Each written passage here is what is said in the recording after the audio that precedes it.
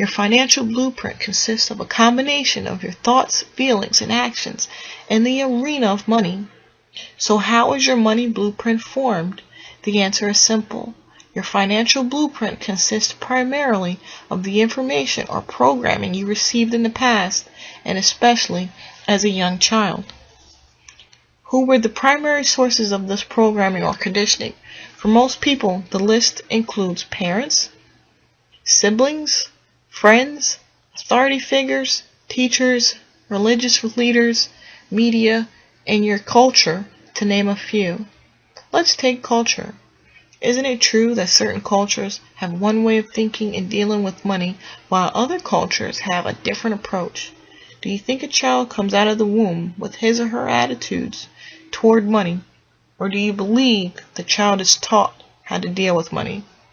That's right, every child is taught how to think about and act in relation to money. The same holds true for you, for me, for everyone. You were taught how to think and act when it comes to money. These teachings become your conditioning, which becomes automatic responses that run you for the rest of your life, unless, of course, you intercede and revise your mind's money files. This is exactly what we're going to do in this book, and what we do for thousands of people each year on a deeper and more permanent level at the Millionaire Mind Intensive Seminar. We said earlier that thoughts lead to feelings, that feelings lead to actions, that actions lead to results. So here's an interesting question. Where do your thoughts come from? Why do you think differently from the next person? Your thoughts originate from the files of information you have in the storage cabinets of your mind. So where does this information come from? It comes from your past programming. That's right, your past conditioning determines every thought that bubbles up in your mind. That's why it's often referred to as the conditioned mind. To reflect this understanding, we can now revise our process of manifestation in the following manner. P to T to F to A equals R. Your programming leads to your thoughts. Your thoughts lead to your feelings. Your feelings lead to your actions. Your actions lead to your results. Therefore, just as is done with the personal computer by changing your programming, you take the first initial step to changing your results. So how are we conditioned? We are conditioned in 3 primary ways in every arena of life, including money. Verbal programming. What did you hear when you were young? Modeling. What did you see when you were young? Specific incidents. What did you experience when you were young? The 3 aspects of conditioning are important to understand, so let's go over each of them. In part 2 of this book, you will learn how to recondition yourself for wealth and success. The first influence, verbal programming. Let's begin with verbal programming. What did you hear about money, wealth, and rich people when you were growing up? Did you ever hear phrases like, money is the root of all evil, save your money for a rainy day, rich people are greedy, rich people are criminals, filthy rich, you have to work hard to make money, money doesn't grow on trees, you can't be rich and spiritual, money doesn't buy happiness, money talks, the rich get richer and the poor get poorer. That's not for people like us. Not everyone can be rich. There's never enough. And the infamous, we can't afford it. In my household, every time I asked my father for any money, I'd hear him scream, "What am I made of? Money?" Jokingly, I'd respond, "I wish. I'll take an arm, a hand, even a finger." He never laughed once. Here's the rub. All the statements you heard about money when you were young remain in your subconscious mind as part of the blueprint that is running your financial life. Verbal conditioning is extremely powerful. For example, when my son Jesse was 3 years old, he ran over to me and excitingly said, "Daddy, let's go see the Ninja Turtle movie. It's playing near us." For the life of me, I couldn't figure out how this toddler could already be a master of geography. A couple of hours later, I got my answer in the form of a TV commercial advertising the movie, which had at the end of the usual tagline, "Now playing at a theater near you." Another example of the power of verbal conditioning came at the expense of one of our Millionaire Mind seminar participants. Stephen didn't have a problem earning money. His challenge was keeping it. At the time Stephen came to the course, he was earning over $800,000 a year and had been doing so for the past 9 years. Yet he was still barely scraping by. Somehow he managed to spend his money, lend it, or lose it all by making poor investment decisions. Whatever the reason, his net worth was exactly zero. Stephen shared with us that when he was growing up, his mom always used to say, "Rich people are greedy. They make their money off the sweat of the poor. You should have just enough to get by. After that, you're a pig." It doesn't take a rocket scientist to figure out what was going on inside Stephen's subconscious mind. No wonder he was broke. He was verbally conditioned by his mother to believe that rich people are greedy. Therefore, his mind linked up rich with greedy, which of course is bad. Since he didn't want to be bad, subconsciously, he couldn't be rich. Stephen loved his mom and didn't want her to disapprove of him. Obviously, based on her beliefs, if he were to get rich, she wouldn't approve. Therefore, the only thing for him to do was to get rid of any extra money beyond just getting by. Otherwise, he'd be a pig. Now you would think that in choosing between being rich and being approved by mom, or anyone else for that matter, most people would take being rich. Not a chance. The mind just doesn't work that way.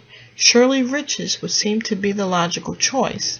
But when the subconscious mind must choose between deeply rooted emotions and logic, emotions will almost always win. Wealth principle. When the subconscious mind must choose between deeply rooted emotions and logic, emotions will almost always win. Let's get back to our story. In less than 10 minutes at the course, using some extremely effective experimental techniques, Stephen's money blueprint changed dramatically. In only 2 years, he went from being broke to becoming a millionaire. At the course, Stephen began to understand that these non-supportive beliefs were his mom's, based on her past programming, and not his. We then took it up a step further and helped him to create a strategy whereby he wouldn't lose his mother's approval if he got rich. It was simple. His mom loved Hawaii, so Stephen invested in a beachfront condo on Maui. He sends her there for the entire winter. She's in heaven, and so is he. First, she now loves that he's rich and tells everyone how generous he is. Second, he doesn't have to deal with her for 6 months of the year. Brilliant. In my own life, after a slow start, I began doing well in business, but never seemed to make money with my stocks. In becoming aware of my money blueprint, I recalled that when I was young, each day after school, my dad would sit down at the dinner table with the newspaper, check the stock pages, slam his fist on the table and shout, "Those stinking stocks!" He then spent the next half hour ranting about how stupid the whole system is and how you have a better chance of making money playing the slot machines in Las Vegas. Now that you understand the power of verbal conditioning, can you see that it's no wonder I couldn't make any money in the stock market? I was literally programmed to fail, programmed to unconsciously pick the wrong stock at the wrong price at the wrong time. Why? To subconsciously validate my money blueprint that said, stocks stink. All I can say is by digging out this massive, toxic weed from my inner financial garden, I began getting in and undated with more fruits.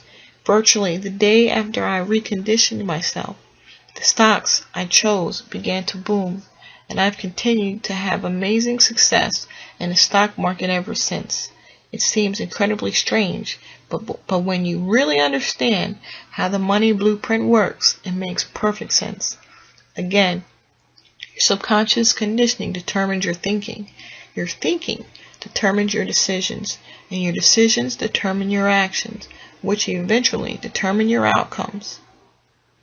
There are 4 key elements of change, each of which is essential in reprogramming your financial blueprint. They are simple but profoundly powerful. The first element of change is awareness. You can't change something unless you know it exists. The second element of change is understanding. By understanding where your way of thinking originates, you can recognize that it has to come from outside you. The third element of change is disassociation. Once you realize this way of thinking isn't you, you can separate yourself from it and choose in the present whether to keep it or to let it go. Based on who you are today and where you want to be tomorrow, you can observe this way of thinking and see it for what it is, a file of information that was stored in your mind a long time ago and may not hold any truth or value for you anymore. The fourth element of change is reconditioning. We will begin this process in part 2 of this book, where we will introduce you to the mental files that generate wealth. Should you want to take this step further, I invite you to attend the Millionaire Mind Intensive Seminar, where you will be led through a series of powerful experiential techniques that will rewire your subconscious on a cellular and permanent level, retraining your mind to respond supportively in terms of money and success. The elements of frequency and ongoing support are also important for lasting change to occur. So I've got another gift to help you. If you go to www.millionairemindbook.com and click on Free Book Bonuses, you can subscribe to the Millionaire Mind Thought of the Week. Every 7 days you will receive a profound lesson that can assist your success. Meanwhile, let's go back to our discussion on verbal conditioning and the steps you can take now to begin revising your blueprint, your money blueprint. Steps for change, verbal programming, awareness. Write down all the statements you heard about money, wealth, and rich people when you were young. Understanding. Write down how you believe these statements have affected your financial life so far. Disassociation. Can you see that these thoughts represent only what you learned and are not part of your anatomy and not who you are?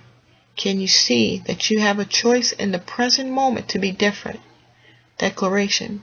Place your hand over your heart and say, what I heard about money isn't necessarily true. I choose to adapt new ways of thinking that support my happiness and success. Touch your head and say, I have a millionaire mind. The second influence, modeling.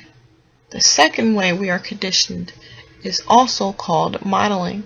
What were your parents and guardians like in the arena of money when you were growing up? Did one or both of them manage their money well, or did they mismanage it? Were they spenders or savers? Were they shrewd investors, or were they non-investors? Were they risk takers or conservative? Was money consistently there, or was the flow more sporadic? Did money come easily in your family, or was it always a struggle? Was money a source of joy in your household, or the cause of bitter arguments? Why is this information important? You've probably heard the saying, monkey see, monkey do. Well, humans aren't far behind. As kids, we learn just about everything from modeling. Although most of us would hate to admit it, there's more than a grain of truth in the old saying, the apple doesn't fall too far from the tree. This reminds me of the story about a woman who prepares a ham for dinner by cutting off both ends. Her bewildered husband asks why she cut off the ends. She replies, "That's how my mom cooked it." Well, it just so happened that her mom was coming for dinner that night. So they asked her why she cut off the ends of the ham. Mom replies, "That's how my mom cooked it." So they decided to call Grandma on the phone and ask why she cut off the ends of the ham. Her answer, "Because my pan was too small." The point is that generally speaking, we tend to be identical to one or a combination of our parents in the arena of money. For example, my dad was an entrepreneur. He was in the home building business. He built anywhere from 12 to 100 homes per project. Each project took a huge amount of capital investment. My dad would have to put up everything we had and borrow heavily from the bank until the homes were sold and the cash came through. Consequently, at the beginning of each project, we had no money and were in debt up to our eyeballs. As you can imagine, during this period, my dad was not in the best of moods, nor was generosity his strong suit. If I asked him for anything that cost even a penny, his standard reply after the usual, "What am I, made of money?" was, "Are you crazy?"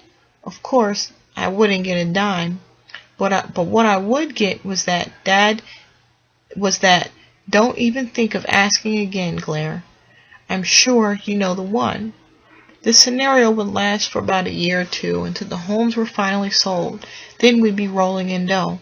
All of a sudden, my dad was a different person. He'd be happy, kind, and extremely generous. He'd come over and ask me if I needed a few bucks. I felt like giving him his glare back, but I wasn't that stupid, so I just said, "Sure, Dad, thanks," and rolled my eyes. Life was good until that dreaded day when he'd come home and announce, "I found a good piece of land. We're going to build again." I distinctly remember saying, "Great, Dad, good luck," as my heart sank, knowing the struggle that was about to unfold again. This pattern lasted from the time I could remember, when I was about 6, until the age of 21, when I moved out of my parents' house for good. Then it stopped, or so I thought. At 21 years of age, I finished school and became, you guessed it, a builder. I then went on to several other types of project-based businesses. For some strange reason, I'd make a small fortune, but just a short time later, I'd be broke. I'd get into another business and believe I was on top of the world again, only to hit bottom a year later. This up and down pattern went on for nearly 10 years before I realized that maybe the problem wasn't the type of business I was choosing, the partners I was choosing, the employees I had, the state of the economy, or my decision to take time off and relax when things were going well. I finally recognized that maybe, just maybe, I was unconsciously reliving my dad's up and down income pattern. All I can say is thank goodness I learned what you're learning in this book, and I was able to recondition myself out of that yo-yo model and into having a consistently growing income. Today, the urge to change when things are going well and to sabotage myself in the process still comes up. But now there's another file in my mind that observes this feeling and says, "Thank you for sharing. Now let's get refocused and back to work." Another example comes from one of my seminars in Orlando, Florida. As usual, people were filing up to the stage one by one to get an autograph and say hello or thank you or whatever. I'll never forget one older gentleman because he came up sobbing. He could barely catch his breath and kept wiping his tears with his sleeve. I asked him what was wrong. He said, "I'm 63 years old and I've been reading books and going to seminars since they were invented. I've seen every speaker and tried everything they taught. I've tried stocks, real estate, and been in over a dozen different businesses. I went back to university and got an MBA. I've got more knowledge than 10 average men, yet I've never made it financially. I'd always get a good start but end up empty-handed, and in all those years I never knew why. I thought I must be just plain old stupid until today. Finally, after listening to you and doing the processes, it all makes sense. There's nothing wrong with me. I just had my dad's money blueprint stuck in my head, and that's been my nemesis. My dad went through the heart of the Depression era. Every day, he would try getting jobs or selling things and come home empty-handed. I wish I would have understood modeling and money patterns 40 years ago. What a waste of time all that learning and knowledge has been. He began to cry even harder. I replied, no way is your knowledge a waste of time.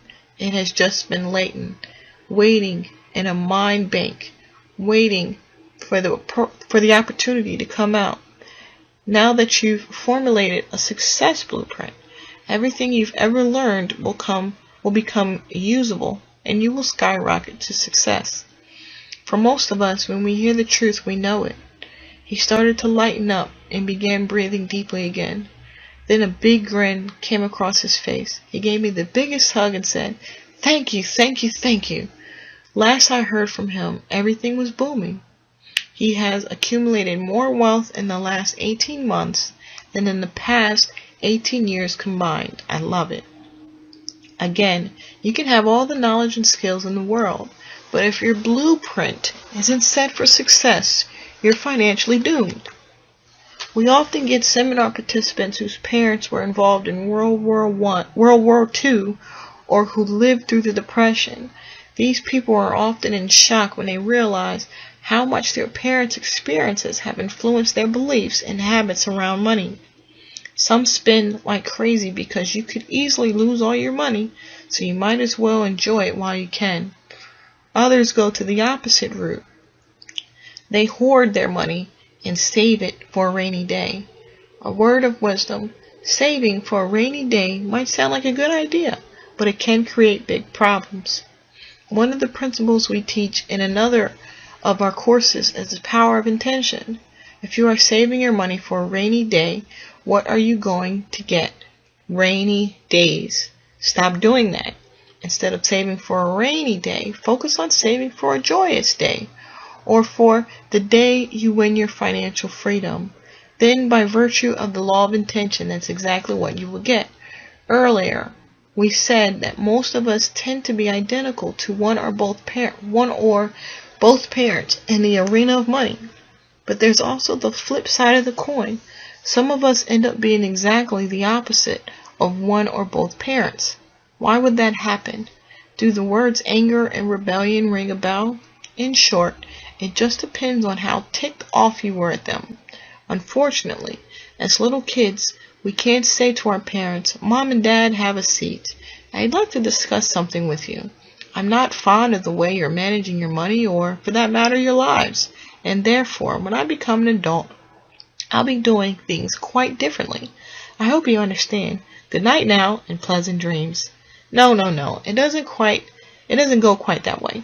Instead, when our buttons are pushed, we generally freak out, and what comes out sounds more like, "I hate you. I'll never be like you. When I grow up, I'm going to be rich. Then I'll get whatever I want, whether you like it or not."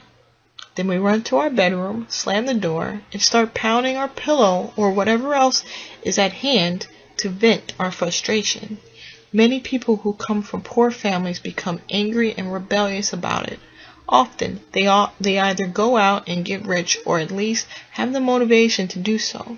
But there's one little hiccup, which is actually a big burp.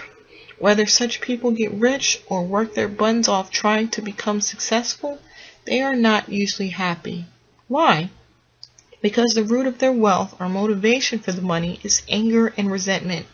Consequently, money and anger become linked in their minds, and the more money such individuals have or strive for, the angrier they get.